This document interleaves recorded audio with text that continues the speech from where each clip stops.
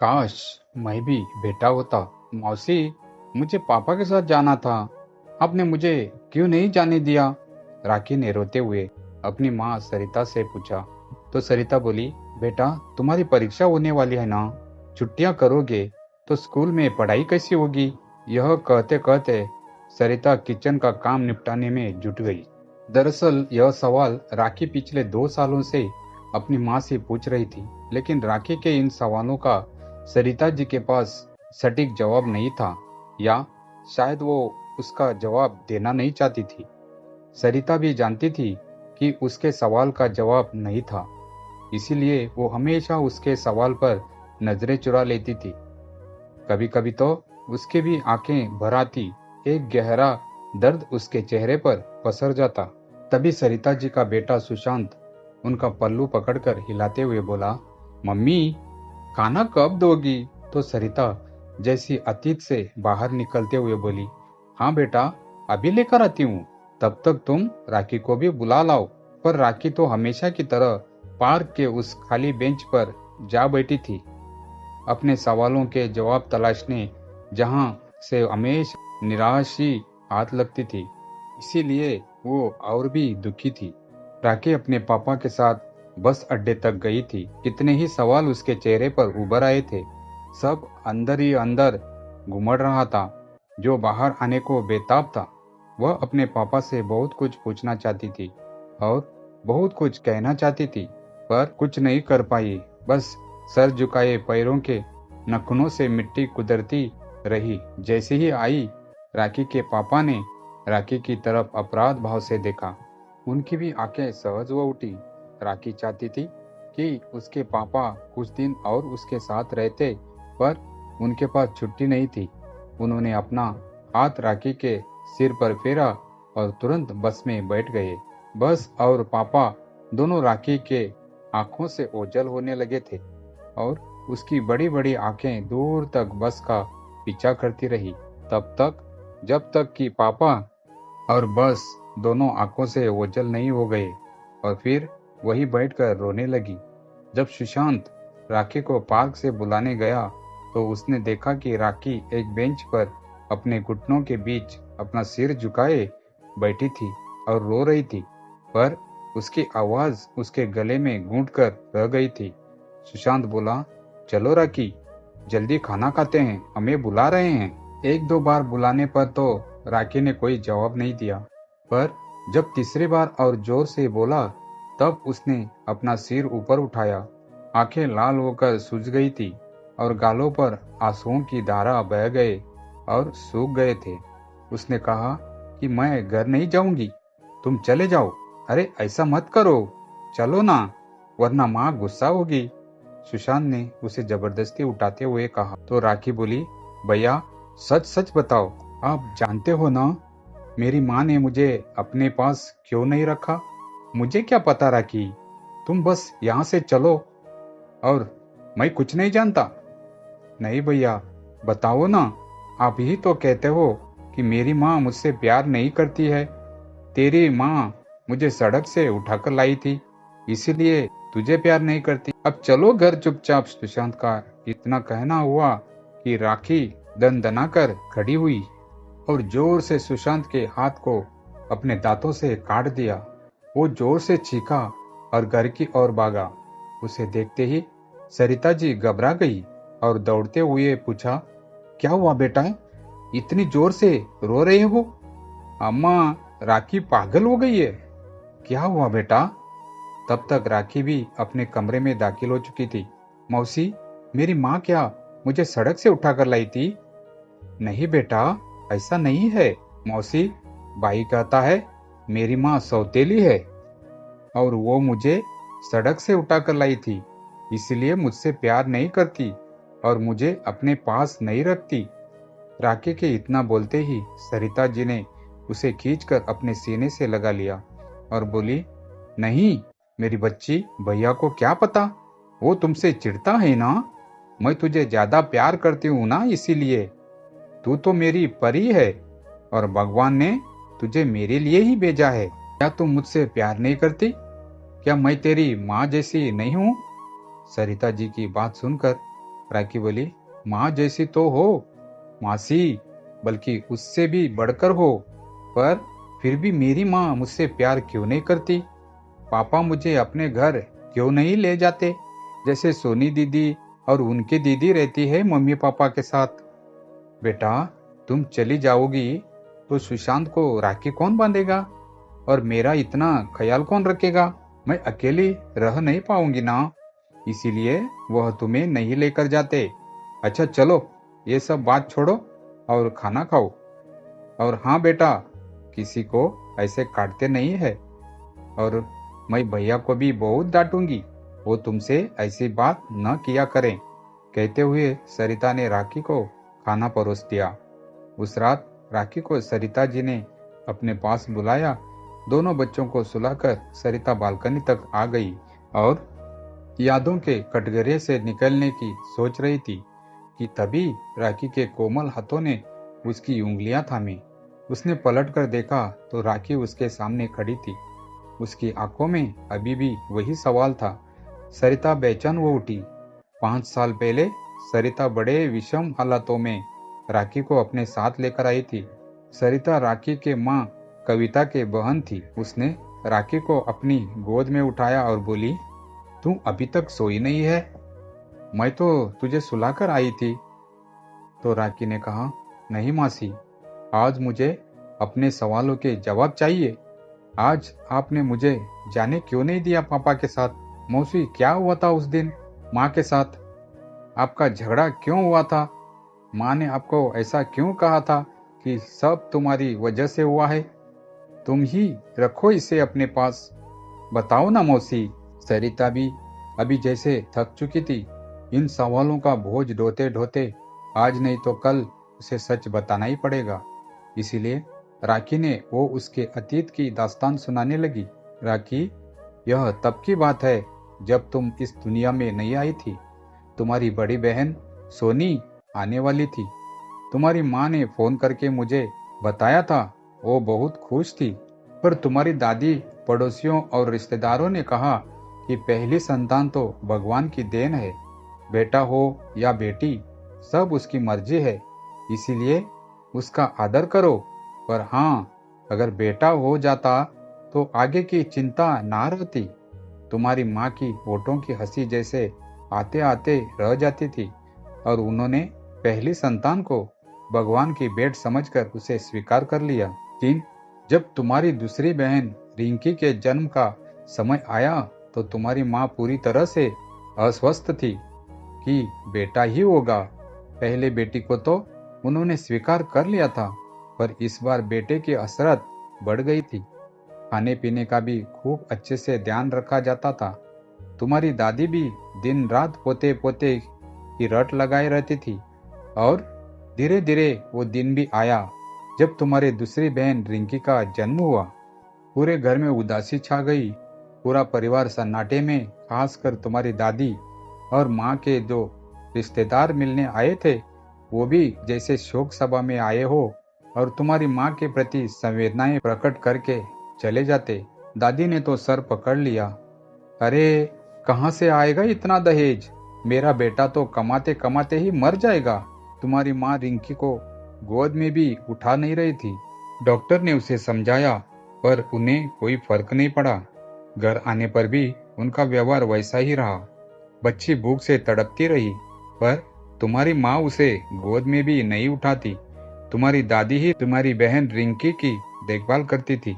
पर जब पड़ोस की औरतें ताने मारने लगी और तुम्हारी दादी ने भी उन्हें समझाया, तब तुम्हारी माँ ने दूसरी बहन रिंकी को गोद में उठाया था।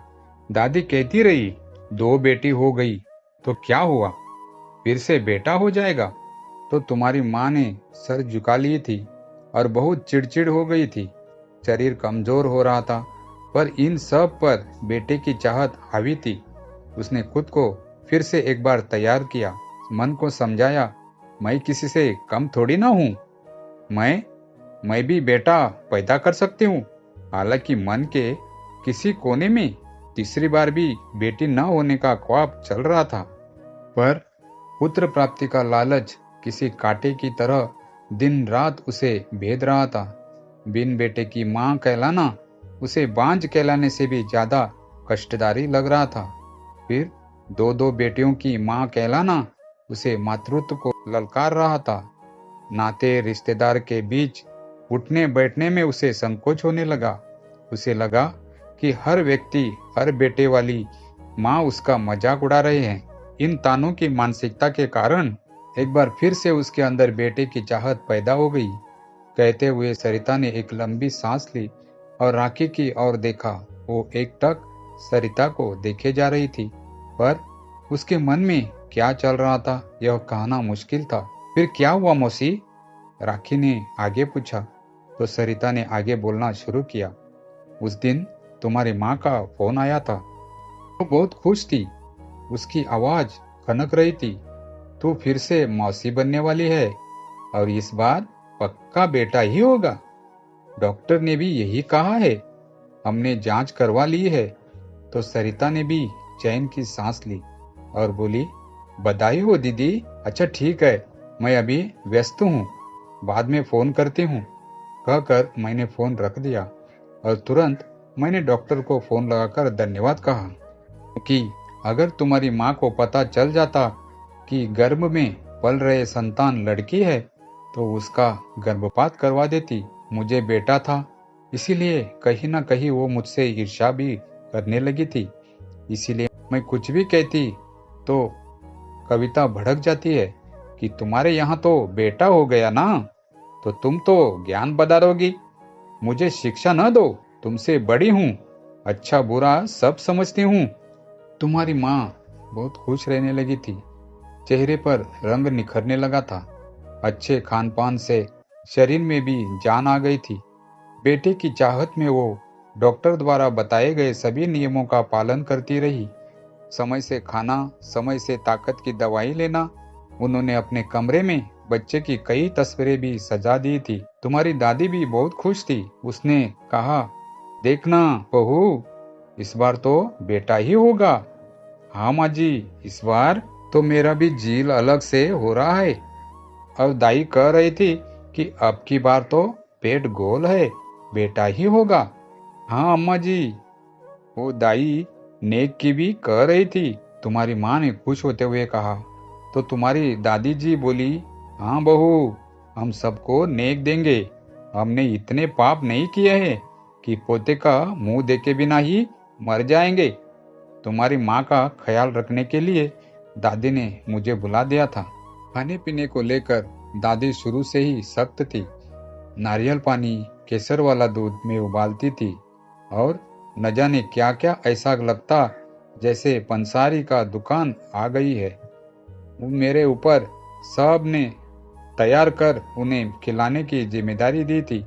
तुम्हारे पापा उनके उग्र स्वभाव से डरते थे और हमेशा ही उनकी जिद के आगे सिर झुका ली थी।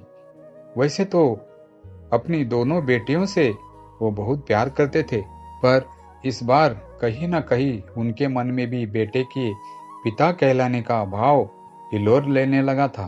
न जाने कितने ही मिन्नतें थी उनके बेटे को लेकर, लेकिन जब तुम्हारा जन्म हुआ तो तुम्हारी दादी और पापा अस्पताल के गलियारों में चक्कर काट रहे थे। तब डॉक्टर ने आकर कहा कि बच्चा तंदुरुस्त है। तो दादी ने बड़े गर्व से कहा था, हाँ तो बच्चा तंदुरुस्त क्यों नहीं होगा, हमने बहुत खिलाया पिलाया था। हमारी बहू को थोड़ी देर में बच्चे के रोने की आवाज सुनाई दी तो सब उसी और टकटकी लगाए खड़े थे। तभी डॉक्टर बाहर आई और बोली, चच्चा और बच्चा दोनों स्वस्थ है। माता जी बधाई हो, लक्ष्मी आई है आपके घर। डॉक्टर के अंतिम वाक्य ही तुम्हारी दादी के कानों में सुई की तरह चुभ गई। तीसरी बार भी लड़की तुम्हारे पिताजी तो बहुत घबरा गए। वो अंदर की ओर भागे, पर तब तक तुम्हारी माँ को होश नहीं आया था। तीसरी भी बेटी ये सुनकर दाई ने भी नेग नहीं मांगा। नोटों की गड्डियां धरे के धरे रह गई थी। दीदी लंबी प्रसव वेदना से गुजरी थी, इसीलिए वह कुछ देर के लिए मूर्छित हो गई थी। नर्स ने नवजात बच्ची को नहला धुलाकर सफेद टोलियों में लपेटकर तुम्हारी माँ के पास लिटा दिया। कुछ क्षण में उनकी मूर्छा टूटी। पहले तो पास खड़ी नर्स को देखने लगी, फिर दादी और तुम्हारे पापा के उतरे हुए चेहरे को देखा। वह तुम्हारी दादी के मुंह से यह सुनना चाह रही थी कि बधाई हो बहू, बेटा हुआ है। नर्स से भी सुनना चाह रही थी कि कहे बधाई हो कविता जी, दो बेटी पर आपके बहुत सुंदर सा बेटा हुआ है, बहुत सारा नेक लूंगी। पर ऐसा कुछ भी नहीं हो रहा था। तभी कमरे में सन्नाटे को चीरती हुई नर्स की आवाज आई, जी अब आप ठीक है? देखिए तो आपकी बेटी कब से भूखी है, कितनी प्यारी है आपकी बिटिया। यह अप्रत्याशित शब्द कविता के कलेजे को चीर गई। उसे अपने कानों पर विश्वास ही नहीं हुआ था कि नर्स ने जो कहा वो सच है कि झूठ। पर सिस्टर, मेरा तो बेटा था, कहते हुए कविता आपे से बाहर हो गई। पूरे वार्ड में उसकी चीखें बिखर गई। नर्स ने उनका हाथ न पकड़ा होता तो वह उस नन्ही सी जान को कुछ कर ही जाती। मौसी, मुझे? राखी ने गोद से सिर उठाकर सरिता की तरफ देखते हुए पूछा तो सरिता ने पलकें झपका दी। तभी राखी बोली, आगे बताओ ना मौसी, फिर क्या हुआ था? फिर क्या हुआ था बेटा? तुम्हें लेकर सब घर आ गए, पर तुम तब से ही उनकी आंखों का कांटा बन गई। तुम्हारी माँ ने तुम्हें गोद में लेने से साफ मना कर दिया था। तुझे कभी देखती भी नहीं। दूध पिलाना तो बहुत दूर की बात थी। दादी तुझे गाय का दूध पिलाती थी। मैं सोचती थी कि काश ये मेरी बेटी होती, क्योंकि मुझे भी एक बेटी का शौक था, पर यह मेरे नसीब में नहीं था। क्योंकि सुशांत के जन्म के समय ही डॉक्टर ने बड़ी ही मुश्किल से हम दोनों माँ बेटे की जान बचाई थी और यह कहा था कि फिर कभी ऐसी गलती न करूं। एक बेटी की आस मेरे मन में ही रह गई थी, जो तुम्हें देखकर पूरी होती हुई दिखती थी। लेकिन मैं भी मजबूर थी, चाह कर भी मैं तुम्हें लाड़ प्यार और दुलार नहीं दे पा रही थी। जो मेरे मन में छुपा था वह तुझे नहीं दे पा रही थी, क्योंकि तुझे कोई भी प्यार से देखता या बात करता तो दीदी का दुश्मन बन जाता। इसलिए न चाहते हुए भी मुझे तुमसे थोड़ी दूरी बनाकर रखनी पड़ती थी। मैं तुम्हें छुप छुप कर देखती और जब दीदी सो जाती थी तो तुम्हें गोद में लेकर बहुत प्यार करती। कई दिन बीत गए थे, फिर भी घर में मातम पसरा था। तुम्हारे बहनों ने भी तुमसे मुंह फेर लिया था। वह भी हमेशा यही कहती, मरी क्यों नहीं ये तीसरी, आई ही क्यों? कितना अच्छा होता अगर हमारा भाई आता, हम उसे राखी बांधती। तुम्हारी बहनों के पुराने कपड़े काट कर दादी ने तुम्हारे लिए कपड़े तैयार किए थे। दादी तुम्हारी माँ बन गई। आंगन में एक कटोले पर तुम्हारा बिछौना लगा दिया। जैसे तैसे करके दूध की बोतल तुम्हारे मुंह में ठूस दिया जाता। इसी तरह तुम बड़े होने लगी। इतना तिरस्कार और पेट भर दूध न मिलने के बाद भी तुम स्वस्थ थी। तुम्हारा रंग सबसे चटक था। बड़ी काली आंखें सबका ध्यान बरबस खींच लेती, पर तुम्हारी माँ का पत्थर दिल फिर भी नहीं पिघला। कुछ समय बाद मुझे भी वापस जाना पड़ा, पर मुझे यकीन था कि दीदी तुम्हें भी अपना ही लेगी। धीरे धीरे समय आगे बढ़ने लगा था। तुम अब बड़ी हो रही थी। तुम्हारे स्वास्थ्य पर जरा भी फर्क नहीं पड़ा। कहते हैं ना, जिसका कोई भी नहीं होता उसका भगवान होता है। तुम बचा कुचा खाकर भी सबसे सुंदर और स्वस्थ दिखती थी। देखते ही देखते तुम साल के हो गई। तुम्हारे पापा तो तुम्हें अपनाना चाहते थे, रिंकी और सोनी की तरह, पर शायद तुम्हारी माँ के आक्रोश के आगे हार जाते थे। उस रात दोनों के बीच बहुत बहस हुई थी। दीदी को मेरा सच पता चल गया था कि मैंने ही डॉक्टर से तीसरी संतान लड़की होने का सच दीदी को बताने के लिए मना किया था, ताकि मैं जानती थी कि अगर उन्हें पता चल जाता तो उसको वो घर में ही मार देती। इस सच के खुलते ही दीदी के क्रोध की ज्वाला मेरे ऊपर भड़क उठी और अगले ही दिन मुझे घर आने के लिए कहा। मैं जानती थी कोई भयानक तूफान आने वाला है। मैं सुशांत को स्कूल भेजकर के सब काम निपटा कर दीदी के मिलने के लिए पहुंचने ही वाली थी। उससे पहले ही वो सब हो गया जो शायद नहीं होना चाहिए था। तुम चाय का कप उठाकर रखने जा रही थी, तब वो तुम्हारे नन्हे हाथों से न संभाला और जमीन पर गिरकर टूट गई। दीदी को शायद ऐसे ही किसी मौके का इंतजार था। उनका वो झन्नाटेदार तमाचा मुझे आज भी याद है। मैं बस चौखट तक ही पहुंच पाई थी। थोड़ी देर पहले पहुंची होती तो शायद उन्हें रोक पाती, लेकिन उन्होंने दरवाजे मेरे मुंह पर बंद कर दिया। मुझसे सारे रिश्ते भी तोड़ दिए। मैंने उन्हें समझाने की बहुत कोशिश की, पर उन्होंने कहा कि मैं आज से उनके लिए मर चुकी हूँ और फिर से तुम्हें फटाफट मारने लगी। मैं दरवाजा पीटती रही, फिर भी वो ना रुकी। पता नहीं तुझे कब टूटने की सजा मिली थी या मेरे झूठ बोलने की। दोपहर तक तुम गीले कपड़ों में भूखी प्यासी वही पड़ी रही। मुझे घर के अंदर भी नहीं आने दिया और अपमानित करके जाने को कह दिया। फिर मैं घर के बाहर खड़ी रही। दोपहर को तुम्हारे पापा आए। घर का दरवाजा खुला। पापा ने आते ही तुम्हें तुरंत गोद में उठा लिया और तुम्हारी माँ से बोले, यह क्या हाल कर दिया है बिटिया का, आदमी हो या कसाई। तो दीदी ने उन्हें खा जाने वाली नजरों से देखा। तुम्हारे पापा ने उस दिन पहली बार तुझे बहुत प्यार किया। उनका मन कर रहा था, पर वो एक कमजोर पिता साबित हुए।